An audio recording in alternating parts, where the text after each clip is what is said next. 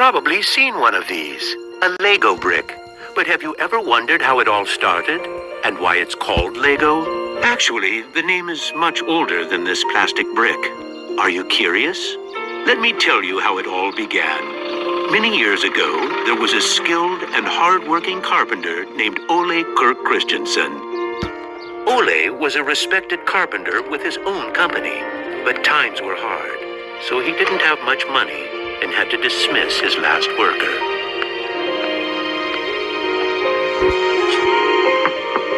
Come on in.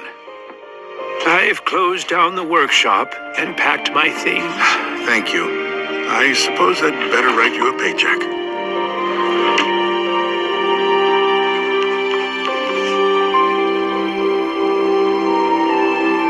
Take care.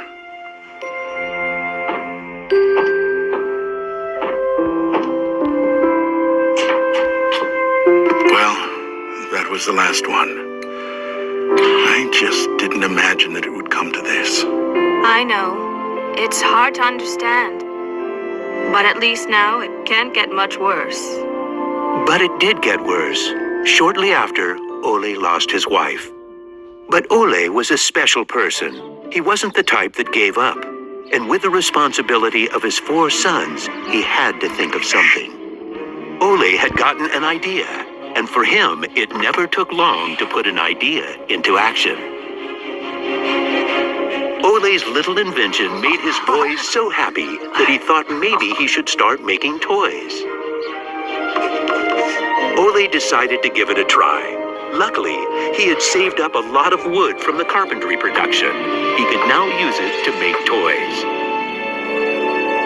Time passed by, and even though Ole was a skilled carpenter and had a good eye for quality and detail, sales were very slow. Luckily, one of his sons, Gottfried, started helping out his dad after school. Together, they just barely managed to keep up the production. Eventually, word began to spread that wooden toys of the finest quality were being made in the little workshop in Billund. One day, a man drove into town, a man who would change Ole's future. He was a wholesaler from Fredericia. I've heard that you're making some very nice wooden toys. Well, one does his best. The wholesaler was very impressed with all the wooden toys and placed a big order before he left. Now there's finally someone who can see the opportunities in what we're doing. Look at this. The wholesaler wants to put a lot of our toys into his store for the holidays. It's going to be a good Christmas this year, but we'll be busy. Now there was a lot to do in the little workshop, and Ole could rehire his former workers. Ole only used the highest quality wood, which was hand-picked and very carefully prepared. They worked day and night to get the order finished, so the wholesaler could get the toys out in stores before Christmas. Is there something wrong, Dad? I'm afraid that we're in big trouble. In the middle of their work, Ole received a letter saying that the wholesaler had filed for bankruptcy and couldn't buy the toys that he had ordered. But what are you gonna do? What about Christmas? Now we can't even afford food? I'll do it. What are you gonna do, Dad? I'll do it myself. I'll drive around selling the toys. There was no time to lose. Ole packed the car with all the toys and drove off. Ole was a very good toy maker, but was not a very good salesman. He didn't like praising himself or talking about how carefully the toys had been made. But he had to keep trying if he was going to sell anything. This is going to be a blast. Is there anything you were interested in? It looks exciting, but I don't have a lot of money right now. Maybe we could trade and call it even. Well, I would prefer money, but... In the end, he succeeded in selling all the toys. He didn't receive as much money as he had hoped, but the family managed, and they had plenty of food for Christmas. Time passed by, but the toys didn't sell as quickly as they had expected. Ole thought perhaps the company needed a good name. What should it be? It has to be a short word. I want it to convey playing well. In Danish, playing well is called lie godt. What should it be? What should it be? Yeah, if only I could get some sort of a sign.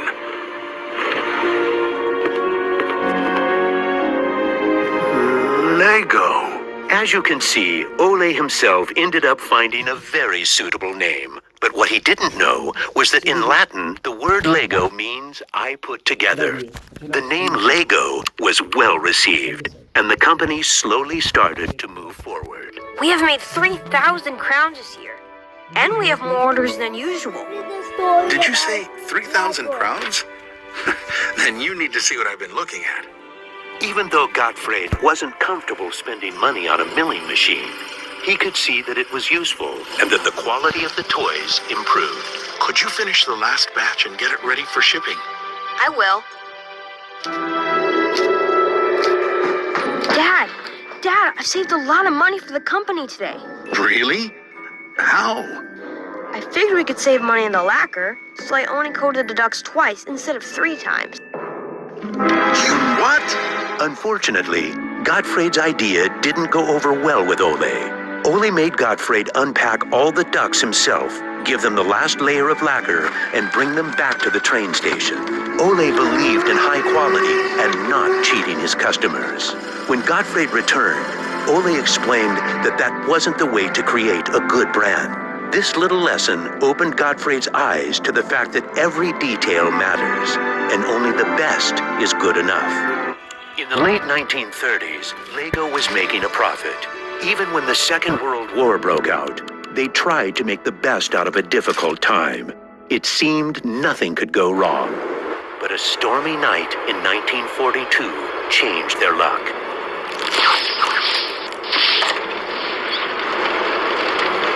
There's a fire!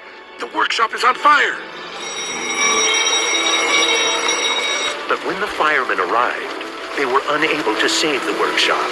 It burned to the ground, and all the drawings and models were destroyed. Ole was beginning to lose hope. All that he had worked for was gone, and he almost lost his company. But being responsible for his children and workers inspired him to rebuild Lego. A new factory was constructed. Soon the production of wooden toys started again. The little company fought its way back into the market. Gradually, the Lego factory began to run smoothly, and Ole started looking for new challenges. One day, he went to Copenhagen to look at a new machine that had just arrived in Denmark. It was a plastic molding machine, and Ole was very excited about it. Should we buy it? It sure is a good bargain, and it will give us a lot of opportunities. Well, it does sound interesting, but it is a lot of money. I'll take that as a yes.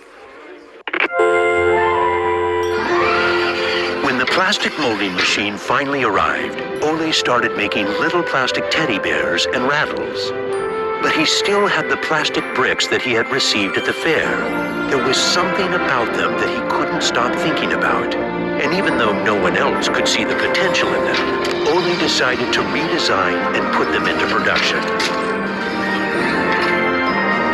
But it was when Lego first launched the Gray Ferguson tractor that the plastic toys became a success. Unfortunately, the sales were dropping during the summer, and the company had too many toys in stock.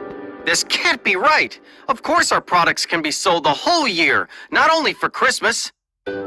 Gottfried decided that he would go out and sell the toys himself.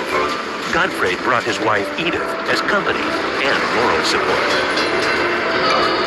If you can't get cash, then, we need butter and eggs. Well, it wasn't that bad. Gottfried was a success in his trip around the country, which helped Lego to get out of its financial crisis. They reached home just in time for Ole's birthday party. Ole turned 60, and the whole family was gathered to celebrate with him. Well, I guess it was a long trip around the country. Hey, I got an idea. Listen. What about a picture with the 3 generations? Everyone thought that was a good idea, and we were placed on the sofa with all the presents and flowers around us. On a business trip to England, Godfrey met the head of a big shopping center on his way home. They discussed the toy industry, and the conversation would be very important to the future of Lego. Darn this industry. I just think that toys are no good nowadays. What do you mean? I think they're working very well. Oh, they work fine, sure, but there's no system in anything. System? System? There isn't any system. What in the world are you doing, Gottfried? There isn't any system. The toys need an idea and a system built around it. I want to put system into play. Children have only been offered ready-made solutions. They need something different that will strengthen their imagination and creativity. So you're trying to put Lego into a system? Interesting. That same year, Lego started producing the first Lego system of play. Children could now build houses from the Lego bricks. The town plan gave play a realistic town setting. And with this, children learned about traffic safety. My sisters and I could play with the new Lego system for hours. Some people said we were the luckiest children in the world because we grew up in a toy factory. It was a huge breakthrough, and Godfrey decided to try selling it outside of Denmark. The system of play was so popular that they managed to sell it to many countries. Look what I just built. That is really nice, Kel. Even though Lego was meant for only building houses, there was still a lot of opportunity. There was just one problem. I can't lift it up. It keeps falling apart. That made Gottfried wonder. He wanted to find a way to make the Lego bricks stick together, but that was easier said than done. Gottfried noticed that the Lego bricks got a better clutch power with tubes inside. Now it was no longer just bricks, but a whole construction system with endless possibilities. This was groundbreaking for the Lego product. With a child's imagination, Lego could be anything in the world, over and over again. The imagination is the limit. Look, Dad.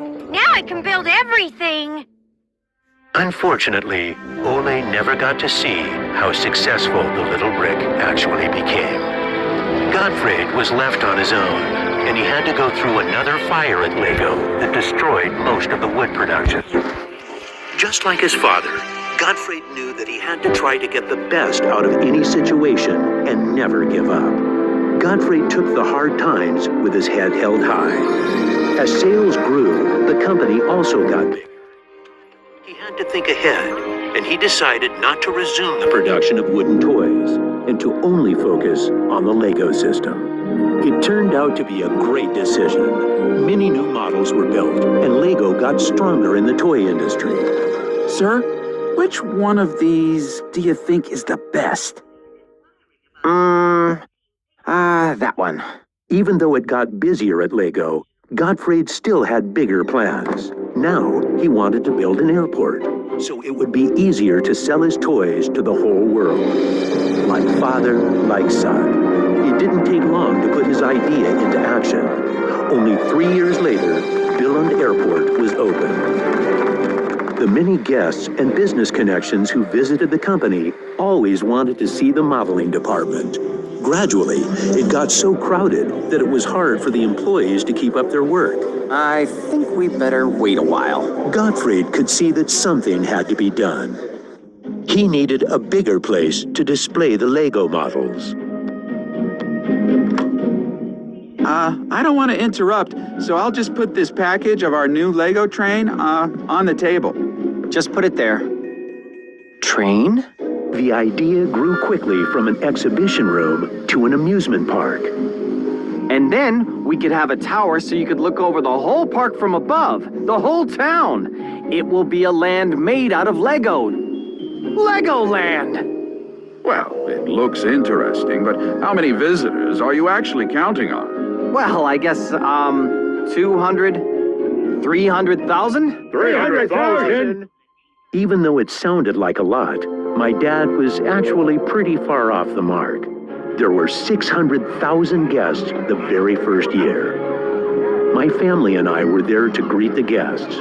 We've kept up this tradition ever since.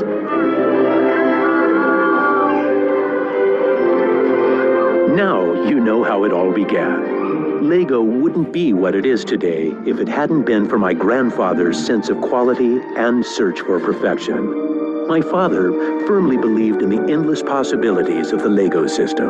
I seek to take the Lego idea even further, encouraging children to explore, experience, and express their own world. A world without limits. And we are still convinced that only the best is good enough, because children deserve the best.